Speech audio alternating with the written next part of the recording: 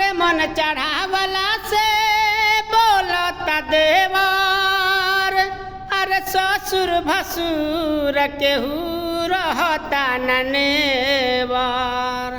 तोहरे मन चढ़ावला से बोलता देवर, ससुर भसुर केहू रहता न नेवर। कि तोहार इज्जत गुनी हे बलमुआ हे करे जाहो।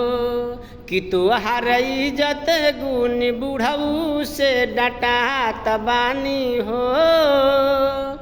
पापा के बोला के नैहर जात बानी हो ये राजा, पापा के बोला के नैहर जात बानी हो।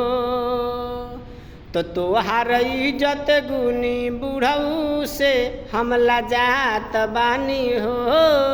पापा के बोला के नैहर जात बानी हो ये राजा, पापा के बोला के नैहर जात बानी हो।